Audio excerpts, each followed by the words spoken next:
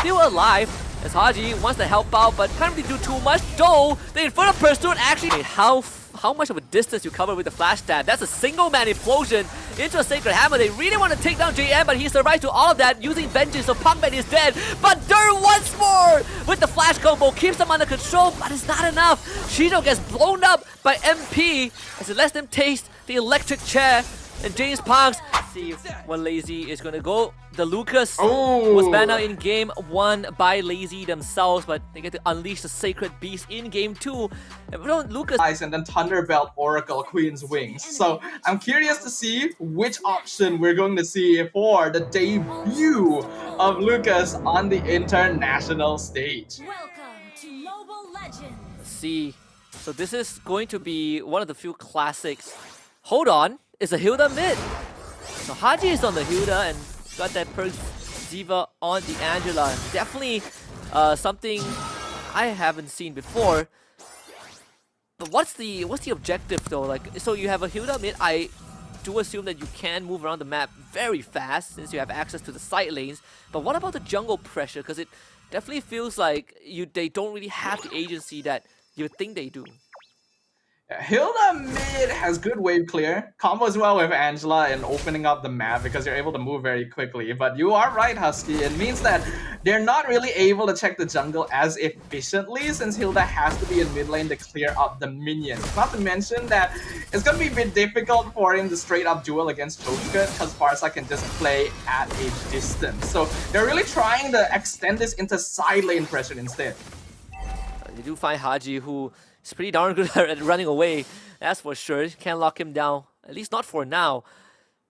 But we say that he has that wave clear with Perkziva by his side, but you can kind of say the same for Lazy, right? You can never really threaten the structures. And another problem that we are going to eventually see is how is BLACKLIST International going to start sieging structures without outplay? Yeah, there basically isn't any way for them to do that, right? Like, they don't have the range advantage at all. There's no artillery for them to play with outside of this Granger, and that is, of course, physical damage. So Lazy can itemize against that if that is going to become the concern. Not to mention that I still don't think they have enough crowd control to lock people down for MP. They will find Puckbet, who just Sacred Hammers away. Lazy eSports will give this turtle over the BLACKLIST. It's not their primary concern. The BLACKLIST will get a free objective. But again, how are they going to get on top of Lazy eSports, right? In game 1, we talk about having just one Gato Kacha is not enough. But now that you mention it, there really isn't a way to engage. And Puckbet just flickers Sacred Hammer, tries to go for outplay, doesn't find him though. He's going to drop low. First blood over the BLACKLIST International. Sacred Beast on top of Perkziva, but here comes the hard guard. MP the King shows up, ready to unleash 10,000 volts, not able to find a target, so Lazy eSports disengage. Yeah, I think that was a bit unwise from Lazy because Puckbet is not level 4. If he had Implosion, that would have changed things completely, though Outplay did still have Purify, so it's hard to say to what extent. But Lazy do still have to be somewhat respectful here. This is Angela, Hilda, Joy. Their early game is actually pretty scary, and you don't quite have enough burst damage to really take them down until Chokeskirt has like that first or second item. So they don't really need to force themselves to make things happen. I think that's why they didn't go for the turtle, but then they... Oh, hold on. Whoa, Puckbet, he's just gonna take it this time with Implosion. A worthy trade for sure, gives his life up and allows Shizo to take the kill on outplay. That was... Oh, hold on. Haji, they see James Pang's gonna steal this jungle camp away. The more they can snowball MP, the better. This Joy, unfortunately, didn't really get much of a chance to play the game in game number 1.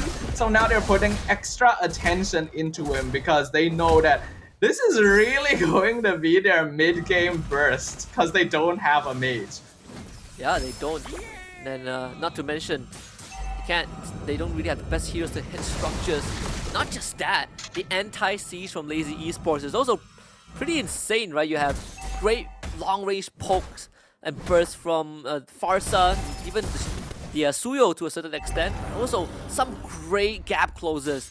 Lazy eSports, they're gonna lose Puckbet again as Haji just cleaves him in half with the axe. So BLACKLIST International will get the second turtle of the game. Yeah, I was seeing that PugBet was getting caught down there on the minimap, and it was like a 3-4-man gank because BLACKLIST were already rotating over for the turtle, so Lazy just not really in position to deal with that. So this is going to start building up now. BLACKLIST nearly at a 1k gold lead, pretty good start. They want to try and keep extending this because they do have heroes that will drop off quite hard when you get into the mid to late game. The more of a lead you have early, the better it's going to be, and the more you can deny from Lazy. The fact that JPeSports has still gone for a Sky Piercer this game, like in game 1, I thought, oh, he went for it to counter the Revitalize. There's no Revitalize this game. JPeSports just like Sky Piercer's video. Yeah, I think so too. I think the goal is just to, I mean, Soul Saver does do percentage damage, so might as well, right? You get them to the threshold in an instant and they just pop. But yeah, I mean, Lazy, they're playing it slow, they're being really patient. Even JPeSports, like, in no rush to invade in any way. They know that they always have that initiative. Every time they roll the dice, they're gonna have that innate advantage. And here comes the big siege, Outplay and Perks both having to disengage. Another implosion flicker, this time followed up by JPeSports. Outplay gets out, but they do lose Perziva though, so no Angela means no hard guard. Means Lazy eSports ready to fight. Dirt unleashes the beast. It's Pigman against 2. Vacant number 3, JPeSports shows up. JM still alive as Haji wants to help out, but can't really do too much. Though the Inferno Pursuit actually just slams 2 members of Lazy into the grave, and with the respawn of Perziva, he's gonna rejoin the fight with a hard guard. Tie her down with a puppet on the string. Another pullback into a slam, and this is just too much for Lazy eSports. 4 kills for BLACKLIST. Angela Hilda is a little bit disgusting, I'll just say that right now, but that was also very messy from Lazy eSports. That was just straight up a mistake. I already mentioned there is no need for them to really try to force things out here. I think Outplayed did an incredible job of opening up the bushes in his lane, right? The fact that Chokeskirt was already below health HP before the fight even started made it difficult for Lazy eSports to engage, and they still tried to force it, even committing Zaman Force for Zizo to jump behind the tier 1. And after all that, they're just out of position, right? You have Haji on Hilda, you have JM on Phobius. These are really good dive heroes that are good at punishing you for overextending. And that's exactly what Lazy eSports did. There's no reason for them to force situations like that. And now the gold lead is firmly in favor of BLACKLIST. It is now 4k, 7 minutes in, a 7-kill score to 2. Things are looking grim. Yeah, Lazy eSports essentially lost a 4v5. And that's also under the pretenses of them taking out an Angela, forcing the Granger out of the fight, and just completely flattened by this Phobius. We get the Feather of Heaven for Shizo, and Outplay trying to get this turret. We'll eventually get it for sure, as we have a fresh minion wave coming in. Lazy eSports will trade the bottom tier 1. But this is probably one of the largest gold lead we've had in this series for either team. Close to a 4k for BLACKLIST, with the Lord 50 seconds away from spawning. This is actually a little bit of a reversal from game 1, right? In game number 1, BLACKLIST had to be more careful with their resources, while Lazy would want to force cooldowns out from them. It's the other way around here. Lazy is a lot more burst-based, right? They need to wait for implosion timings, Feathered Airstrike timings, Zaman Force timings. Heck, even Lucas needs to wait for Unleash the Beast to be available. So they cannot be the ones forcing things to happen, especially if they're not able to guarantee a quick and easy kill and escape. In that previous fight, I don't really even feel like they were properly checking information of the map before they committed to the tower dive, and because of that, they got caught out by Haji, right? So they cannot do that. In game 1, I praised them for being willing to be so aggressive even when the situation didn't look that good. In this game, they cannot do that. Just straight up. They have to be more disciplined. Otherwise, BLACKLIST is gonna keep doing what they've been doing. Yeah, you can definitely sense that the sheer determination, right? Like, when you have a team just running under tier 1, taking aggro just for a play to happen. Now this is important for Lazy eSports, but I don't think they can even have a chance. So hovering around the area, actually resetting the lore a little bit, as MP tries to go for the backline. PugBet will have to commit implosion into a Feather Airstrike. PugBet flickers away. Dur hits the backline with Unleash the Beast and controls all of them with the flash combo, allowing Shizo to just dash in and out, but gets pulled back by JM mid-dash. So Shizo finds a double kill in the process. And BLACKLIST International now has to clean things up, and unfortunately, Wings by Wings will run out. MP the King takes down the Farsa. Lazy Esports loses 4th. Alright, I will just give a very practical piece of advice to Lazy Esports now. Bait the Heart Guard. That's all you gotta do. Make it look like you're gonna start a fight, wait for the Heart Guard comes out, back off, and then re-engage. Because you are just not killing anyone with this Angela, right? It doesn't matter if it's MP, it doesn't matter if it's Haji.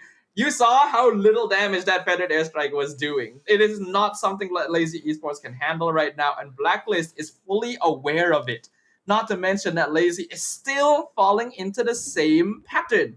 They are using their cooldowns too quickly. They are overcommitting. And that, well, you're playing against a Joy, right?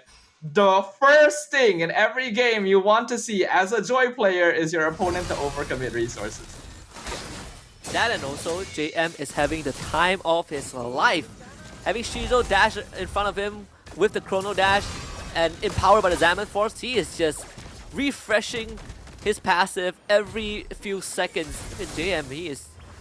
I think he's virtually unkillable right now. I would argue a little bit. He would even go for an Oracle if he wants to, but Lazy should be able to firmly deal with this Lord with the amount of damage that they have. Feather Airstrike, a couple of bursts from Shizo should do the job. Holy Crystal now just got purchased. Shizo will start hurting for sure. The siege continues though, and BLACKLIST now, JM in the backline with the vengeance and takes out James Punk. Punkbet is also out of position, but Shizo, he himself gets rid of both Haji and Outplay, and JM is in no man's land. He will also be punished by the Lucas. Lazy keeps that base intact. That is what Lazy has been waiting for. They've been waiting for an opening, and finally BLACKLIST makes a mistake. I feel like the name of this series is just whoever overcommits first, right? Because in this case, it was BLACKLIST who decided, hey, I'm going to split up my team and dive between your inhibitor and let you dismantle my backline while leaving my front line completely stranded after the fight is done, you know? Like, there needs to be just a little bit more forward thinking here. These teams have leads. That means they can play aggressive, yes, but it doesn't mean they need to. So take a step back. BLACKLIST still has the advantage. 3K is still nothing to scoff at. They already have taken out all the external towers for Lazy. Just don't do that again. Simple as that. That, and also Lazy has some crazy backline dives with Shizo and Dur. Like, yes. Sometimes people underestimate how much of a distance you cover with the flash stab. That's a single man implosion into a Sacred Hammer. They really want to take down JM, but he survives to all of that using Vengeance, so Punkman is dead. But Dur once more with the flash combo keeps them under control, but it's not enough. Shizo gets blown up by MP as it lets them taste the electric chair. And James Parks trying to survive the Sky Piercer. Does not proc. Triple kill for MP the King, and Lazy Esports loses 4 of their members. I feel like I'm just seeing the same thing over and over again. I mean, you know what? Committing the full combo on JM, not a bad idea if you're able to kill him, but they were just a little bit short. So in this case, I don't really blame Lazy. If they actually killed the Phobius, that would have been a very different fight. And they were very close to doing so. They just didn't realize the numbers, and there's no way you're gonna be able to count that in the middle of the fight.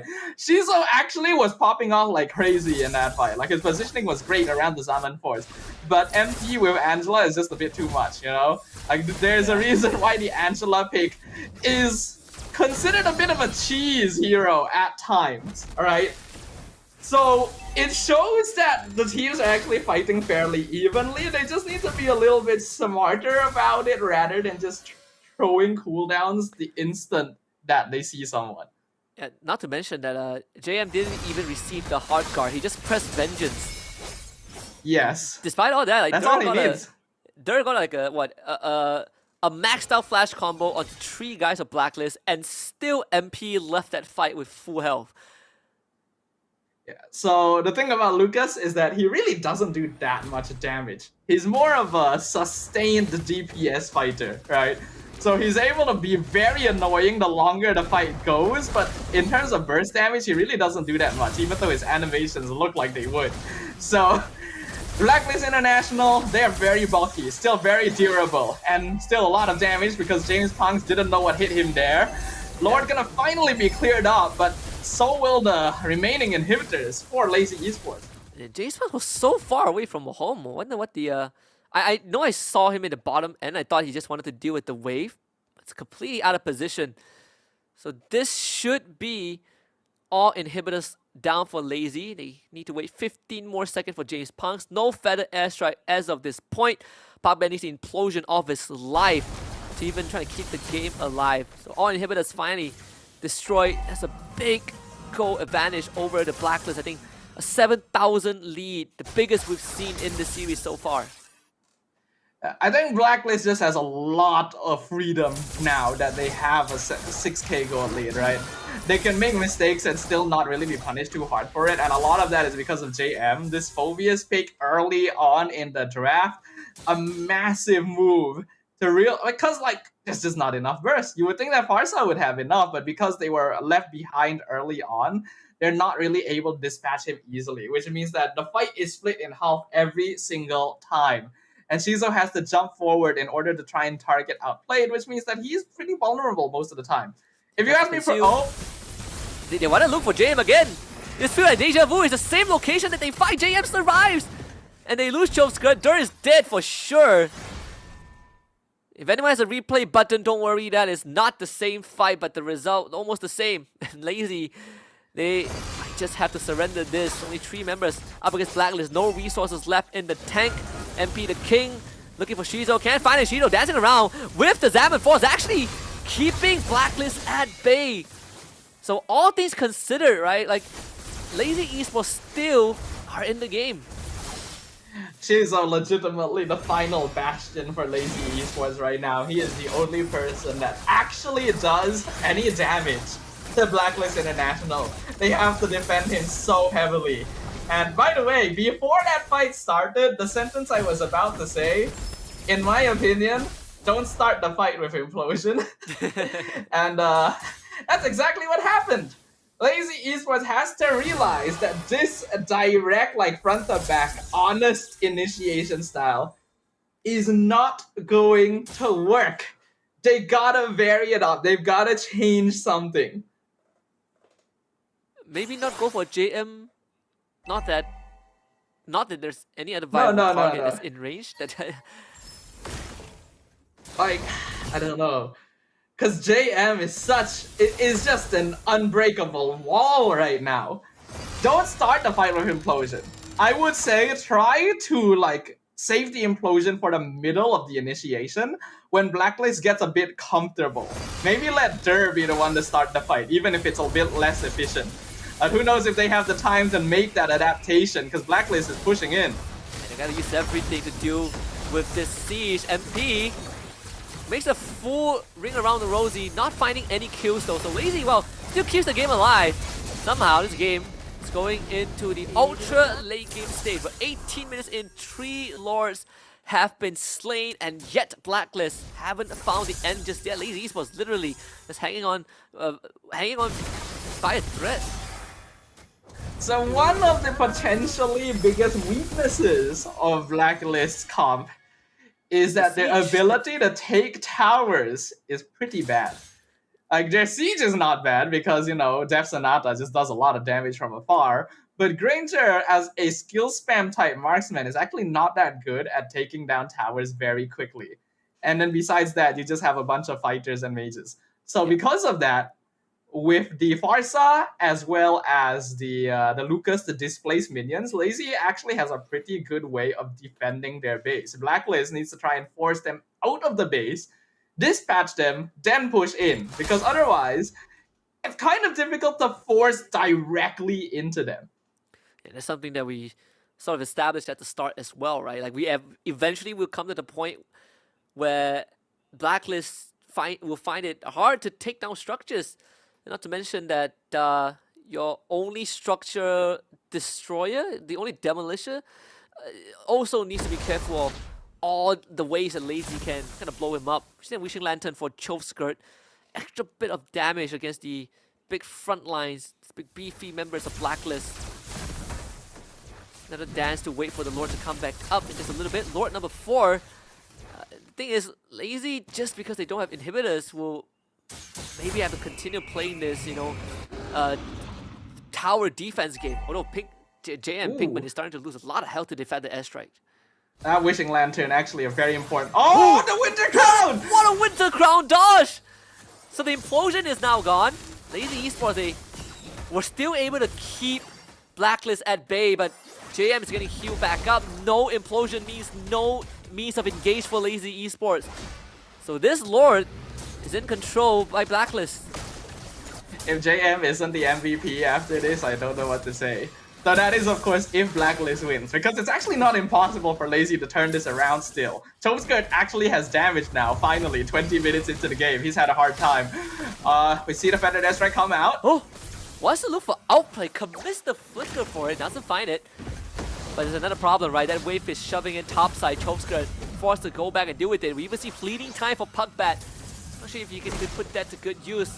Blacklist assumes control of the Lord again, and this time they know for a fact that someone from Lazy will not be there. Gonna try and see if they can push this. Puckbat is in the back line. Blacklist still resetting the Lord. Oh no! Not again! Oh no, Puckbat! He missed the full combo! And that's the sign for Blacklist to again take the fight to Lazy, and here comes the hard guard and MP. Puckbat comes back with immortality. Dirt just gets low now, trying to go for outplay. And this is just too much from the side of Blacklist. Unless she's okay, someone keep it alive. But if you are Blacklist International, you really don't care about the kills. Although they will still end up losing Haji. Lazy eSports trades 2 in return, but here comes MP the King. It's either James Pang or Shizo. Shizo will try to fight. 1-2 tap. Flickers over the wall. Goes to Perziva, but still goes down thanks to Outplay, who keeps his support alive. And now the hard guard comes back up online. It's on the MP. James Pang and Choska, the only member to try to keep it alive. A good stun. Oh my god, oh my god. He's out of bounds. Still sniped down by Outplay. And at the end, Blacklist International slugs it out and finds the equalizer. It's 1-1. Oh, so many close calls. So much hard work. But still, not quite enough. Blacklist International finally able to find the closing they needed.